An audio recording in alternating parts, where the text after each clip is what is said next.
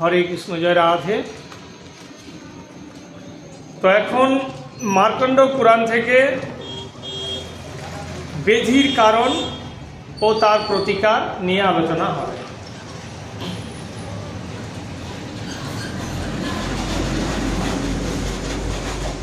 মহারাজ ঋতধ্বজের পত্নী মদালসা তার কনিষ্ঠ পুত্র অলর্ককে বহু উপদেশ দিতে দিতে একসময় বললেন, যেই জন গুরুদত্ত হরিনাম জপে কি ফল তার হবে অন্য কোনো তপে।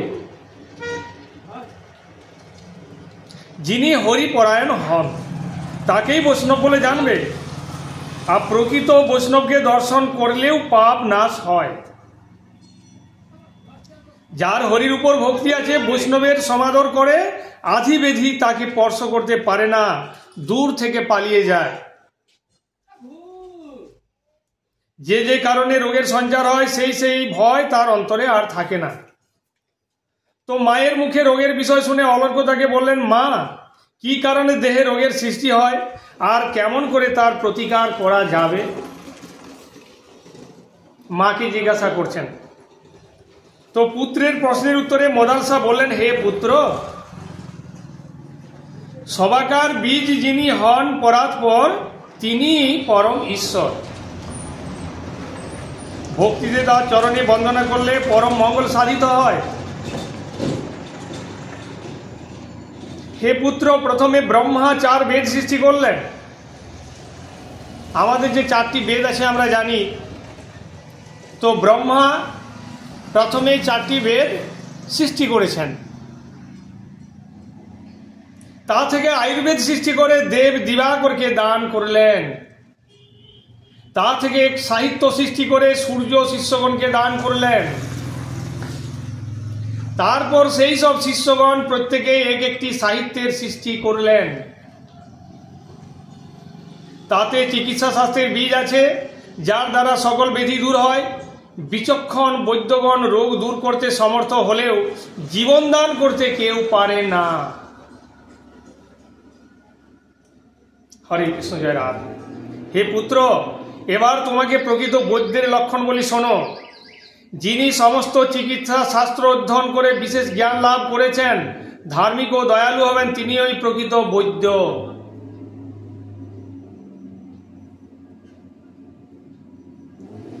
জগতে যত ব্যাধি আছে তাদের সেরা হলো জ্বর, অতি দুর্নিবার সর্বব্যাধির জনক।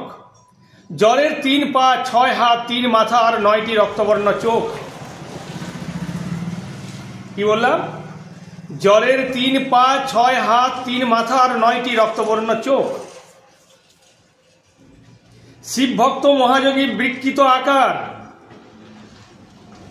এমন নিষ্ঠুর ধরায় আর কেউ নাই। কোনো মানুষের দেহে যদি একবার সুযোগ পায় তাহলে তার দেহে ঢুকে পড়ে। দ্বিতীয় যমের মতো তার কার্যকলাপ। জ্বরের জনক মন্দাগ্নি, পিত্ত, কফ আর বায়ু হতে সঞ্চারিত। পাণ্ডু, কুষ্ঠ, শোথ আদি করে 64 প্রকারের রোগ আছে। যখন ওই সুযোগ পাবে জীবের দেহকে আক্রমণ করবে, কিন্তু যারা সৎভাবে সু উপায়ে সংসারে থাকবে তাদের দেহে এরা কখনো প্রভাব বিস্তার করতে পারে না।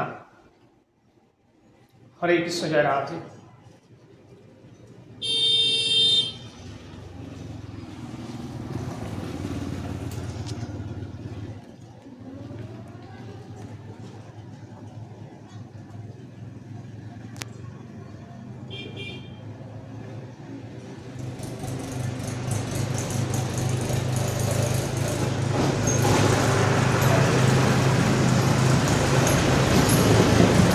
যে বসন্ত ঋতুতে ভ্রমণ করে কিংবা এক মনে আগুন সেবা করে বয়োবৃদ্ধ নারীর সঙ্গে বিবাহ করে না, তার শরীরে রোগ জ্বালা ঢুকতে পারে না। কি বললাম?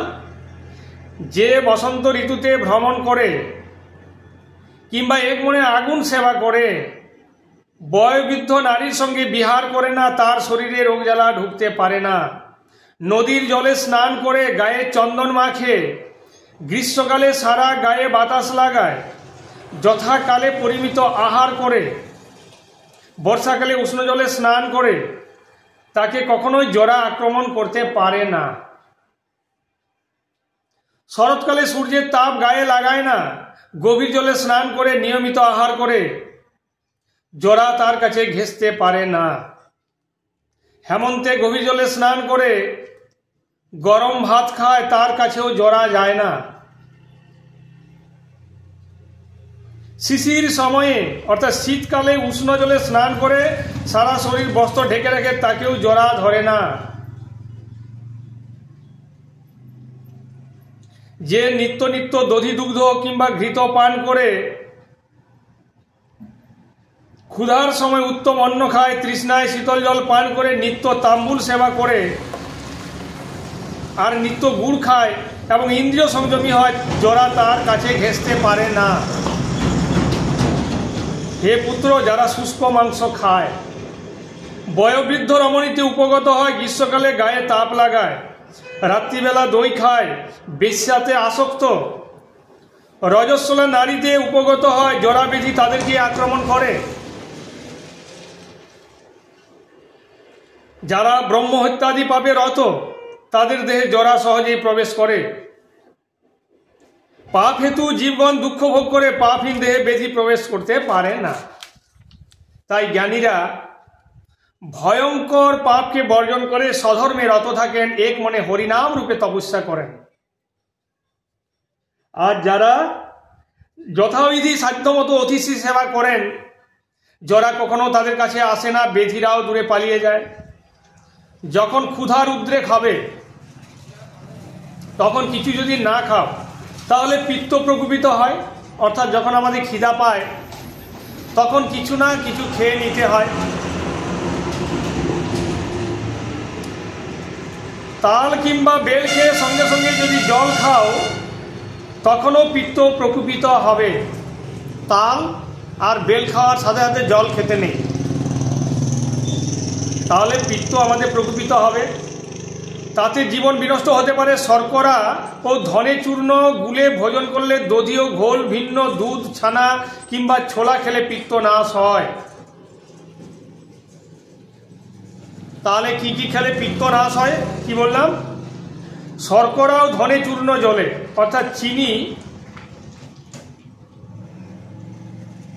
ও ধনে চূর্ণ জলে গুলে ভোজন করলে, আর দধি মানে দই ও ঘোল ভিন্ন দুধ, ছানা, ঘৃত কিংবা ছোলা খেলে পিত্ত নাশ হয়।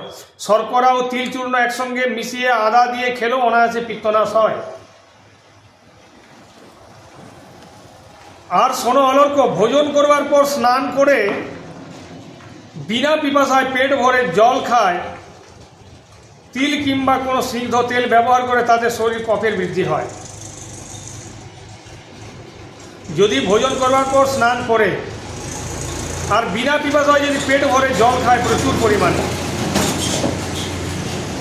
আর কি বললাম, তিল কিংবা কোনো স্নিগ্ধ তেল ব্যবহার করে, তাতে শরীরে কফের বৃদ্ধি হয়। বাসি ভাত কিংবা ঘোল দই সহ কলা খেলে, কি বললাম, বাসি ভাত কিংবা ঘোল দই সহ কলা খেলে, বৃষ্টির জল খেলে, যদি দূষিত জলে স্নান করে সাদা নারকেল জল পান করে, শ্লেষ্মা তার দেহ আক্রমণ করে। বর্ষাকালে ঘূর্ণিজলে স্নান করলে শ্লেষ্মা থেকে তার পরিত্রাণ নাই। যেভাবে শ্লেষ্মার বিনাশ হবে, পুত্র তুমি শুনে রাখো, অগ্নির উত্তাপ দেহে নয়, মানে আগুনের উত্তাপ দেহে নেওয়া যাবে না। পক্ক তেল গায়ে মাখে, শুকনো জিনিস খায় বা পক্ক হরিতকি খায়, অপক্ক কদলি খায়, অত্যাধিক জল পান করে না, 3টি কটুদ্রব্য ঘি মিশিয়ে খায়, নিত্য নিত্য শুষ্ক শুষ্ক আদা খায়, তার শরীরে কফ দূর হয়। পূর্ণ আহারের পর বিশ্রাম করে না, অন্য কোনো স্থানে যায় কিংবা রতিক্রিয়া করে, অগ্নির উত্তাপ নেয়, অধিক মৈথুন ক্রিয়া করে, কিংবা যেজন বৃদ্ধাতে আসক্ত হয়, তাকে শোকতাপ পেতে হবে। কলহ বিবাদ করে সর্বদা সকলকে কটু কথা বলে অনুক্ষণ মনে মনে ভয় পায়, তাতে শরীরে বায়ুর বৃদ্ধি হয়। যে রাঙা ফল খায়, শর্করা জল খায়, কচি নারকেলের জল খায় কিংবা সদ্যজাত ঘোল খায়, বাসি অম্বল খায়, শীতল জল পান করে, তিল তেল মাখে, গায়ে সুগন্ধ চন্দন মাখে, তার বায়ু নাশ হবে। হরে কৃষ্ণ, জয় রাধে। এতক্ষণ শুনছিলেন যে ব্যাধির কারণ ও তার প্রতিকার কি। আজকে এই পর্যন্ত হলো। আগামী দিন হবে সুরত ও বৈশ্যের প্রতি দেবীর বরদান। হরে কৃষ্ণ, জয় রাধা।